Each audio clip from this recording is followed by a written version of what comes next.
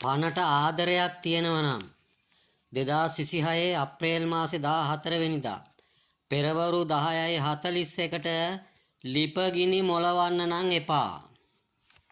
එදා දවසේදී මිථුන ලග්නය ඒ වෙලාවේදී නැගිනිර සිතිජයේ තියෙන්නේ. ඒකේ ලග්න ස්ථානයේ ගුරු ග්‍රහය ඉන්නවා. 10 වැන්නේ බුධ ග්‍රහය ඉන්නවා.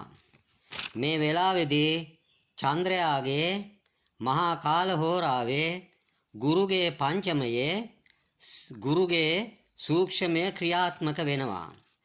මේ අනුව ඒ ගුරු ග්‍රහයා මේ බුධ ග්‍රහයා හා සමග මහා පරිවර්තන යෝගයක් ක්‍රියාත්මක කරනවා. මේ පරිවර්තන යෝගය ගුරු ග්‍රහයත් එක්ක සිද්ධ කරන බුධ ග්‍රහයා 10 වැන්නේ තැම්පත් වෙලා ඉන්නේ. එතකොට එයා ලග්නාධිපතියක් වෙනවා. ඒ විතරක් නෙමෙයි 4 වැන්නාධිපතියක් වෙනවා. එතකොට 10 වැන්න මීනය 10 වැන්නට ගියපුවාම බුධ ග්‍රහයා නීචයි. දැන් මේ නීච වෙච්ච බුධ ග්‍රහයා හා සමග පරිවර්තනය යොදාගත්තු ගුරු ග්‍රහයාගේ සම්බන්ධයෙන් තමයි මේ ලිප මොලවන්න කියලා කියන්නේ. එතකොට මේ නීච බුධ ග්‍රහයාගේ මාරක සප්තම දෘෂ්ටිය 4 වැන්නට එල්ල වෙනවා. ඒ පමණක් නෙමෙයි. ඒ නීච බුධ ග්‍රහයා ලග්න ස්ථානයටත් දෘෂ්ටි දෙනවා. ඒ වගේම මේ අනුව ඒ ගුරු ග්‍රහයාගේ රාශ්‍යාධිපතියා නීච වෙලා ඉන්නවා. 10 වැන්නේ ඉන්න කුජ ග්‍රහයාගේ මාරක 7 වෙනි දෘෂ්ටිය 4 වැන්නට එල්ල වෙනවා. සෙනසුරු ග්‍රහයාගේත් මාරක 7 වෙනි දෘෂ්ටිය 4 වැන්නට එල්ල වෙනවා. 4 වැන්න කියලා කියන්නේ මොකද්ද? ඉඩම කඩමගේ දොර, ඒ වගේම මව්බිම, ඒ වගේම චිත්තය සිත, ඒ වගේම මව නිවේදනය කරන ස්ථානය. එහෙනම් මේ වෙලාවේදී මව්වරු අඬවන්න තමයි මෙන්න මේ නැකතක් හදලා සමාජගත කරලා දැන් ඒකෙන් යන්තම් බේරීගෙන එනකොට විවිධ කණ්ඩායම් විසින් මේකම දෙන්න කියා මේකම පිළිගන්න කියා සමාජයට කියාපාන්නේ. එතකොට මේ නැකත මේ තරම් විනාශකාරී කියලා අපි සමාජයට කියන්නේ ඇයි?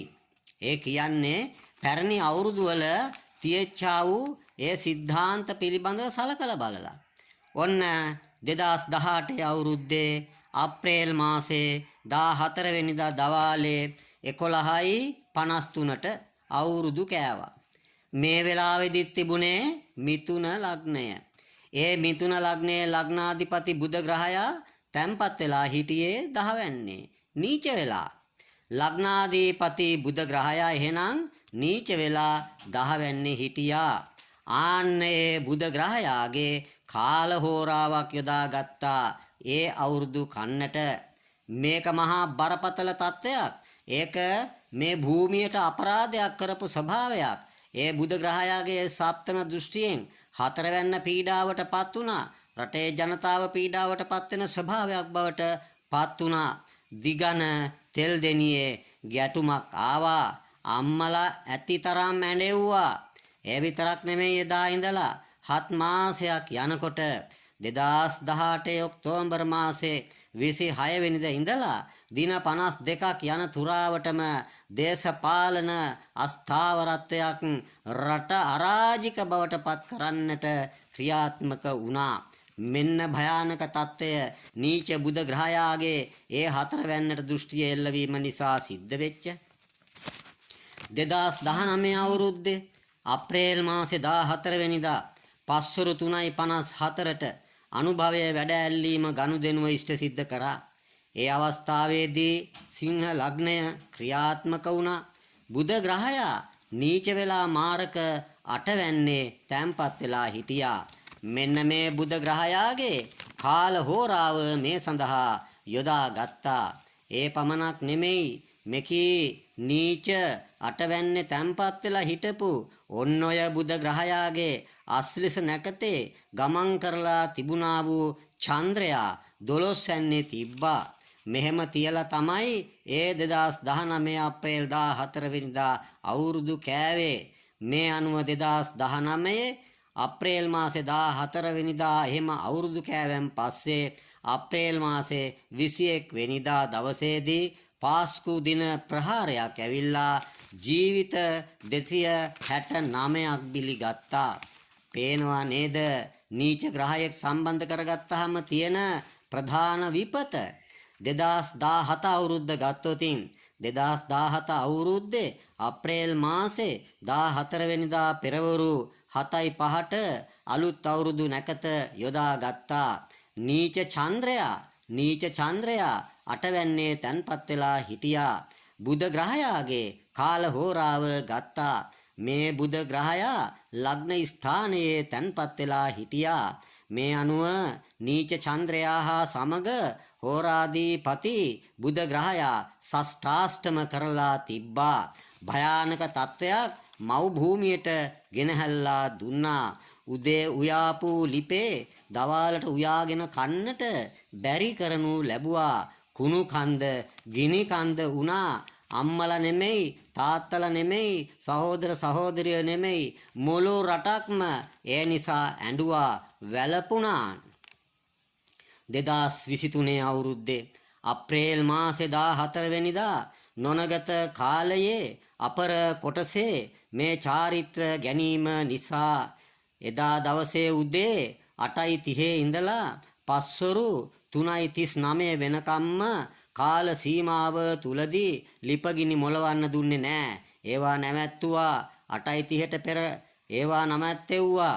ඒ අනුව දහවල් දාණය බුද්ධ පූජාව තැබීම ස්වාමීන් වහන්සේලාට දාණය දීම මේවා පිළිබඳව අමතක කරා. ඊට වැඩිය ලොකු වුණා මේ නොනගතේ අපර කොටසේදී ඔය චාරිත්‍රයක් කිරපු අටමගලක් පටන් ගන්නට කරවන්නට එහෙම ශාස්ත්‍ර විරෝධී තත්වයක් ඇති කරනු ලැබුවා.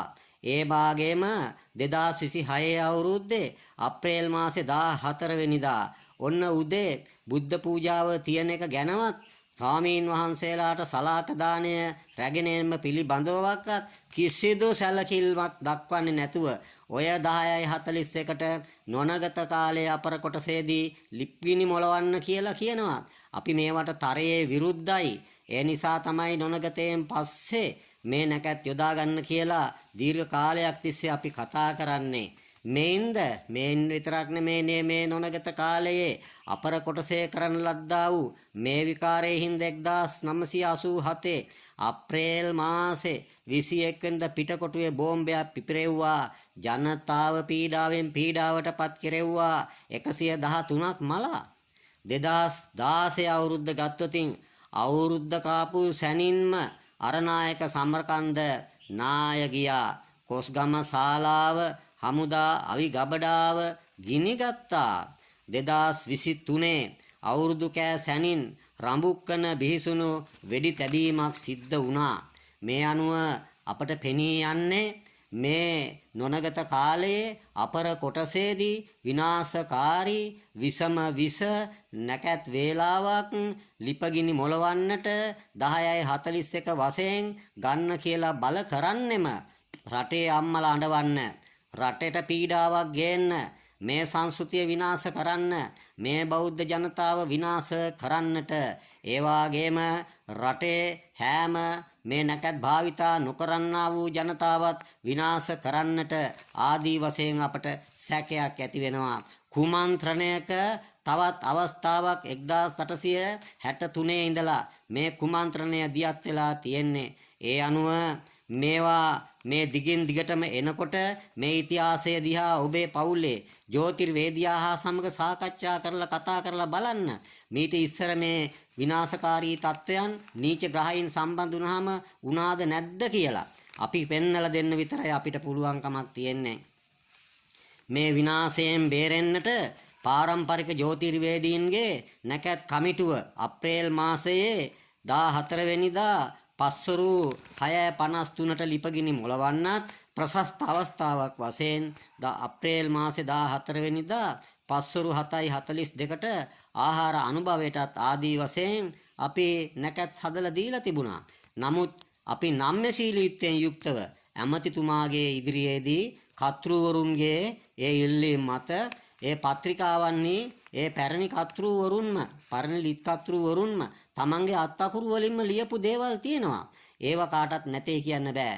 මේ ඊනියා සංස්කෘතික විරෝධී බෞද්ධ විරෝධී කණ්ඩායමක් විසින් රට කාබාසිනිය කරන්නට මව්වරුන් අඬවන්නට රටේ දියුණුව විනාශ කරන්නට දඟලන දැඟලිල්ලක් නිසා 10:41ට මේ නැකත් දෙන්න කියාම කෑ ගහනවා.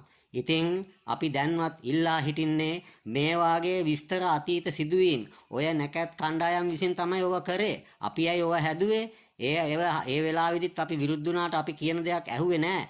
ඉතින් මේ අවුරුද්දේවත් මේ වාගේ විනාශකාරී තත්ත්වයන් කරන්නේ නැතුව පොඩ්ඩක් විමසලා බලන්න කියලායි අපි කියන්නේ. මේ තත්ත්වයන් පිළිබඳව ඒ තමන් හදාපු අතීත ග්‍රහ දත්තයන් පිළිබඳව සලකලා බලලා මේ රටට කරපු විනාශය 2026 අවුරුද්දේ ඉඳලවත් නතර කරන්නයි කියලා තමයි අපි ඉල්ල හිටින්නේ රටේ ජනතාව වෙනුවෙන්. රටේ ජනතාවට නැකත් පිළිපදින ජනතාවට නැකත් පිළි නොපදින ජනතාවට මේ ලබාගෙන එන්නා වූ නව වර්ෂය සුබම සුබ වර්ෂයක් බවටම පත්වෙත්වා. ඔබ සැමට තෙරුවන් සරණයි.